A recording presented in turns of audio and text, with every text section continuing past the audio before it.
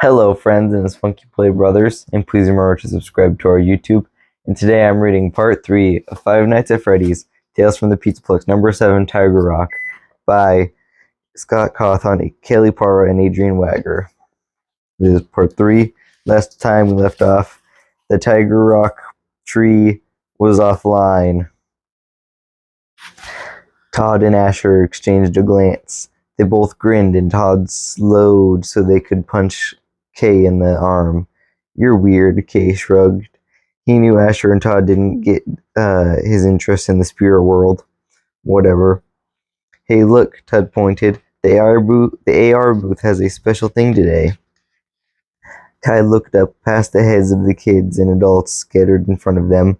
He saw an LED Marquis that read, "Today only. See the Pizzaplex 10 years from now. Take a peek into the future." "That sounds fun," Kay said. "You guys mind if I go first?" Asher shook his head. Todd said, "Go for it." Kay and his friends reached for the line for the AR booth. He was glad to see it wasn't busy yet. Only 2 girls were in line. They stood near the VR booth attendant and 20-something long-haired guys who were sitting on a stool, looking like he was bored out of his mind. Both girls, who looked to be maybe 13 or 14, were dark-haired. They turned to look at Kay, Todd, and Asher. Kay decided they must be sisters, even though they didn't look exactly alike. They both had unusual big green eyes. "Hey," the tallest of the 2 girls said. She smiled. "Hi," Todd said. Have you done the VR before?" For a guy who claimed to be afraid of everything, Kay thought Todd was astoundingly outgoing. He'd talk to anyone. "Twice," the girl said. And I've had enough. My sister wants to see the future, though." The second girl grinned. "I'm just curious." "Him too," Todd said, jabbing a thumb towards Kay. Todd and the girls started chatting about the future and what it might be like in general. Kay zoned out and gazed past them in the virtual reality booth. The AR unit reminded Kay of the glass dome display case that held his mom's terrarium of Hawaii plants. "A little bit of home," she called it. His mom's terrarium had a wood base, but the AR base was bright red, and instead of encasing plants, the AR unit's glass dome held one large gold chair that looked like a plush gilded throne. The AR user sat in the chair. A boy Kay recognized as being a year ahead of him at school was in the chair now, and wore a net-like headband that was covered with a woven mass of sensory nodes. The headband was what made the Pizzaplex's AR so awesome. It worked with the user's own senses so that the AR experience felt totally real in every way. Kay couldn't wait to find out what he'd see when he used the VR headband to get a glimpse of the Pizzaplex's future. If Todd and Asher didn't mind waiting, he decided he'd go for the next 10 sessions so he could really get into it. Kay's eyes widened as he looked out at an even brighter and shinier version of the Pizzaplex than he was used to. Sleeker, flashier and noisier. And this Pizzaplex was even higher tech than the current one. It was also packed with hundreds of adults and kids dressed in mind-blowing clothes. The future Pizzaplex's patrons were wearing screaming hot colors, at least 3 times brighter than any Kay had seen before. The colors were so electric that they almost looked alive. The fabric appeared to be rippling in constant motion, but as Kay studied it, he realized it was an optical illusion caused by ebbing and flowering lights in the fabric's weave. These seemingly in-motion clothes looked like they were whipping around everyone who moved through the Pizzaplex. Pants appeared to rise up and down long legs with constantly climbing accelerators. Shirts and blouses looked like they were billowing and quivering, rotating around the torso of the women and girls, and juddering up and down on the backs and chests of men and boys. It was incredible visual effects. Kay wondered how they got the thread in the fabric to do that. It reminded him of a bookmark when he had that looked like a dolphin when you turned it one way and it worked, and when you turned it the other way. Asher said the bookmark was made. Asher said the bookmark was made with something called lateric printing. It was a technology that produced 3D images that could change depending on the angle they were seen from. The fabrics in this furniture world's clothes must have used something similar. The clothes were unbelievable. Kay had a hard time believing that clothes would change that much in 10 years.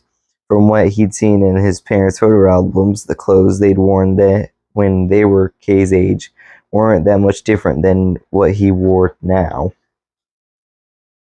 But whatever this was, VRK would just go with it.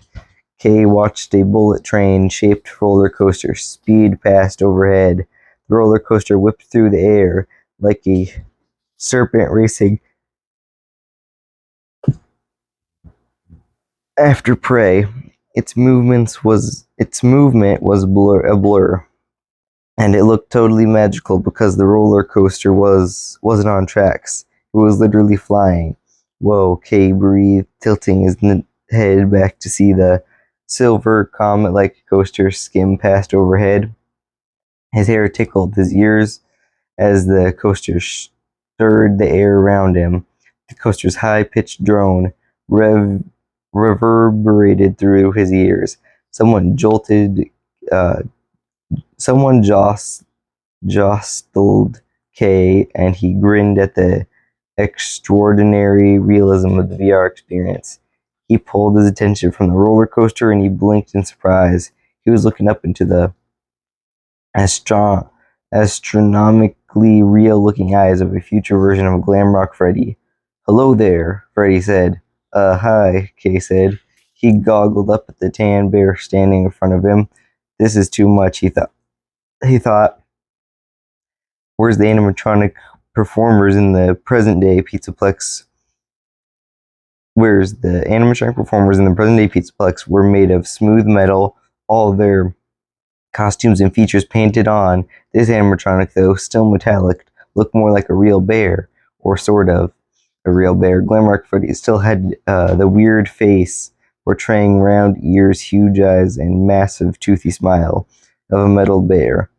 So he didn't look like any bear you'd find in nature, but his fur and his features, his mouth, nose, and eyes were sculpted of metal in such detail that they looked like real fur and real eyes and real eyeballs and stuff.